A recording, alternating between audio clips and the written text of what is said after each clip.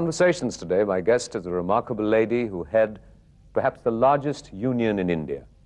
Her work impacted hundreds of thousands of people all over the country, in particularly the poor women. Her name is associated with SEWA, both the organization and the literal meaning of the word service. I'm delighted to welcome Ela Bhatt. Ela ji, sort of quite unusually in Indian terms, last year you decided to step down from the leadership of the organization SEWA. At the time, in a sense, when you were at your peak with the organization, what prompted you to do that? I think that's the best time to retire.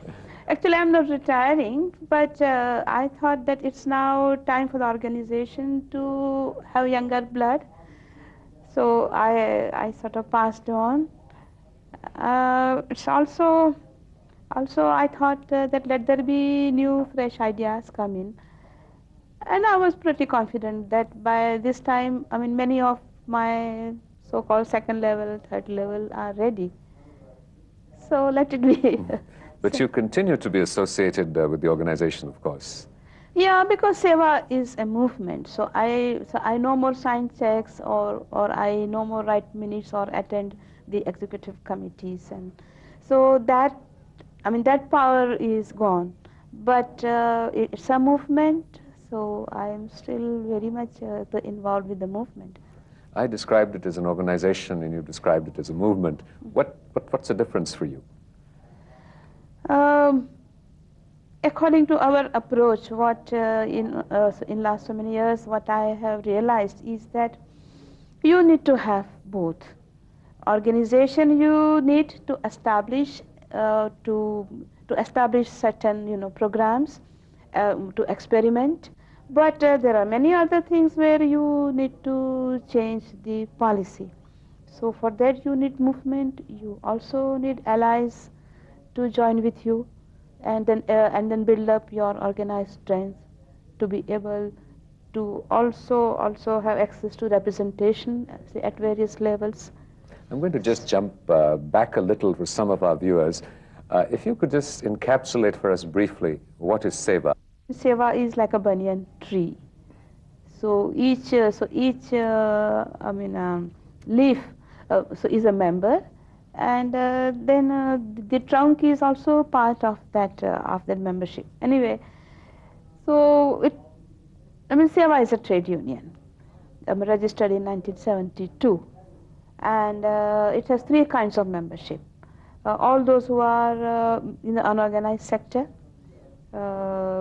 women who are either workers or producers or entrepreneurs or a combination of it. So that has home-based producers and NPO state workers. It has petty vendors and hawkers. It has providers of services, including manual laborers. And all these contain the membership of SEWA. The main thrust is that when we talk of labor movement, and when 90% or 92% of the labor force is outside the labor movement, then there is no labor movement worth its name. So therefore, we have this trade union established to get into the mainstream of labor movement. And secondly, when we talk of women's movement, then 80% of women are poor, rural, illiterate. So it is also part of the women's movement. And when strategy is concerned, it's a joint action of union and cooperatives. So this is how we are able to increase our productivity and be able to come in a bargaining position. What kind of numbers are we talking about in terms of your membership and the people you're able to impact? Oh, the membership in 1996 December, it was 163,000 and some more within Gujarat. And total membership in the country comes to about 2,50,000. We are spread in 6 other states, Hindi-speaking states, plus in the Kerala. What role do you think that unions will still have in a marketplace dictated purely by commercial imperatives? What bargaining thing do you believe you'll still have? You see, if trade unions want to remain only just an agitating group, then it's a different matter. But if trade unions are to play a major role, maybe a decisive role in the economy of the country, then I think that they have tremendous scope and power to do so, particularly in developing countries, where the most of the labor force is in the unorganized sector, which is 92% in India, for example.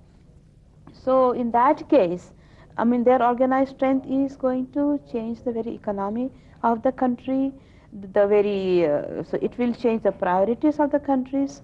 But unfortunately, still, like other movements, still the trade union movement has only kept a very narrow focus, and only where there is, so only in those sectors where there are specific employer-employee relationship, so what is called formal sector. I think now those unions, central labor unions, are also now realizing and then spreading their wings amongst the unorganized sector as well. But unless those those massive workforce and workers and producers and entrepreneurs, unless they get organized and form their own economic organizations for that matter, then only they will be able to demand and will have their strength to demand and then bring the economic reforms into some relevance to them. So I think that is the challenge before us. Here you have an association of self-employed women. There is, of course, a great deal of mutuality and nurturing, and you call it an association. But what is the element of bargaining power as such that this constituency has? I think we have to just broaden our meaning of bargaining power. The first step is usually to make your presence felt in the market. Whatever market it is. It may be policy, or it may be banking, or whatever. And the second step is to come in a position of bargaining. So for coming into a bargaining position, you also need political visibility. I think what SEWA has been able to gain so far is the visibility. That now it is not new to talk about waste paper picker from the road, or a small forest produce gatherer from the forest, or a hand cart puller in the city, or vendors. But still they have not been able to attain that political visibility, so to be able to come into bargaining position. However, in small ways they have, like in Ahmedabad city. If the municipal authorities or the traffic police have to change the route of traffic in the city, they have to consult SEWA. So if you call that bargaining position, yes. Similarly, in rural areas like rural artisans, they organize themselves into their own cooperatives and unions. So they are in a bargaining position now in terms of the price of the handicrafts, in terms of paying piece rate wages to the craft workers. So now, these women, particularly embroiderers and then garment stitchers, are not ready to work at lower wages if it is piece rate, or are not ready to sell to those vaparis at a throwaway price. So if you call it bargaining position, yes. So what I mean is that we have to come out of those narrow approach of say bargaining against employers. In this case, there are not employers, but there is a whole system of contract system. So who are the middlemen? And then every middleman takes one's cut. So who is bound to take the cut? So by organizing into economic organizations, SEWA has been able to eliminate those middlemen in that chain, as many as possible. You're watching In Conversations today with Ela Bhatt. Don't go away, we'll be right back after a short break. Come back. Elaji, you have just not been associated with SEWA, though that's sort of synonymous with you in some ways. You have been a member of the Planning Commission, have had a much larger agenda than SEWA. Your agenda has grown. What struggles do you now see ahead for the Indian woman, not just the poor Indian woman, but in a larger context? You've been a part of the National Commission of Women, you went to the Beijing conference. What do you see are the sort of the critical principal struggles of the Indian woman today? I think to make, what strikes me the most is the lack of political visibility. Women have become visible, but women, as we all know, that women are not a homogeneous group. They also cut across class and caste and language and region and religion and everything. But and therefore they have not been able to bring a feminine point of view to every macro problem of the country.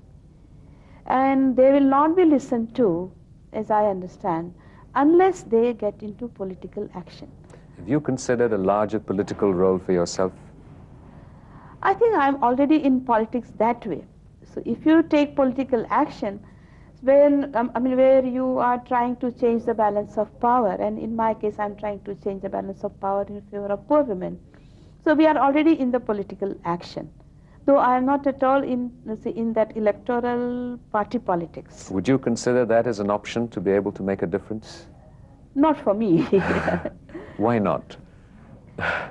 I think I can build more power remaining outside than within it, because I myself have also experienced that when I was in the parliament, so in Rajya Sabha, I was a nominated member. I didn't have a political party behind me, which means that I didn't have that kind of party clout to support me. So I couldn't bring any change. However, as a moral force, as a political force, whenever I talked of vendors, then I was listened to very carefully. When I was heading the National Commission on Self-Employed Women, at that time also I could, whatever key report I could bring. So it did catch much attention, and it did not get driven into party lines. While you are in, I have seen other party members, parliament members, and outside the parliament they think differently. But when in the parliament, they have naturally, and maybe rightfully, that they have to toe the line of the party. So that is also a constraint. So I feel that I am more happy remaining outside and have that power within me. So. You had mentioned that the need for the feminine point of view to find representation in the political process. What is this feminine point of view? I think a lot of feminists would deny that there is a feminine point of view. And what is this feminine point of view? I think we all women need to sort of find out. And unfortunately, that has never happened. And I always felt that if we are also going to think on the same way like men, whom we are, so in many cases we also oppose, that kind of approach, or that paternalistic approach, then we have to sort it out. That what kind of future as women we see as a vision, and then how is it going to be different from men? What many of the feminist or the pro-women sort of vision that whom I have met and talked, more or less it comes to that it has to be a more human view, and which is more futuristic, where it is more balanced, and where it is imperatively taken for granted that where women are the leaders. And I personally do believe that when in India, when we are talking of social change in a humanistic under the humanistic values, then I think women will be the leaders. Don't you think, Elaji, that's a loaded position to suggest that women are associated with a humanistic position and men may not be? It's difficult to generalize, and then I do believe that women also get corrupt, and they are also corrupt. in many cases.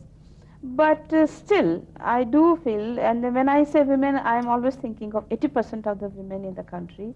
I mean, rural, poor, illiterate, semi-literate, and economically very active. So those 80% of women still hold some power, which is really Indian and human, and which is very much according to our culture. In that case, I do feel that, of course, as Gandhi said, that in a struggle which is for social justice, and where the weapons are peaceful and non-violent and based on truth, there women are the leaders. And that has been my own experience for last 30, 40 years, that in our struggles, it is the women who have brought change at the ground level. They also are better conservers of the resources. So I see them as in leading position when I think of future. Are you sort of in agreement with the idea of reservation for women in Parliament, reservation of seats? Personally, no. However, I would stand by way of solidarity to my other women in the Parliament. If it really comes to that spot, then I will support them. So I'm still of two minds. You're watching In Conversations Today with Mrs. Ela Bhatt. We'll be right back after a short break. Welcome back. You're watching In Conversations Today with Mrs. Ela Bhatt.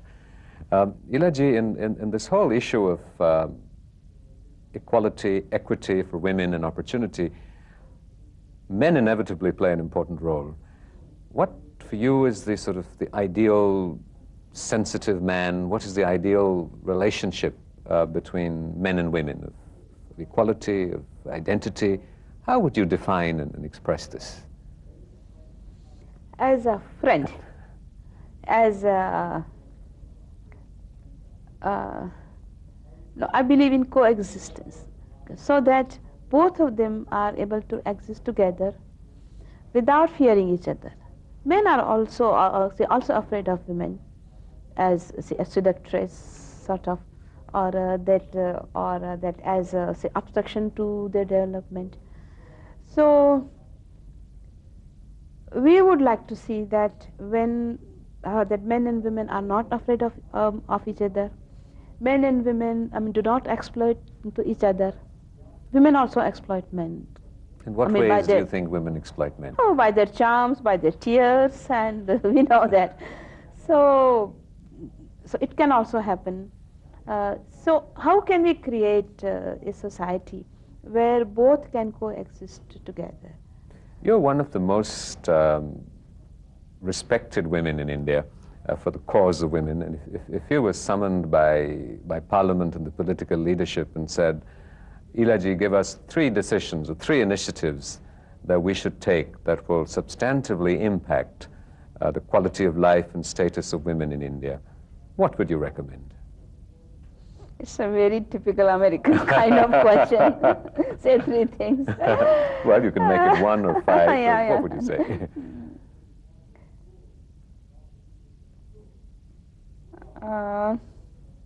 I think that what is most important for women is the dignity.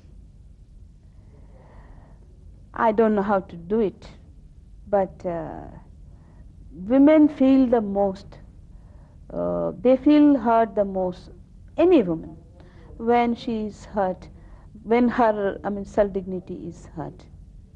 I think create an atmosphere by, it is not only the government's job, but everybody. Create an atmosphere where woman feels safe, and she is not exploited because of her own body. I think that I would like to put number 1. Then secondly, to have gainful work in their hands. Without economic strength, I think one cannot exercise one's political right. It may be given to you, but you can't exercise it effectively. And for that,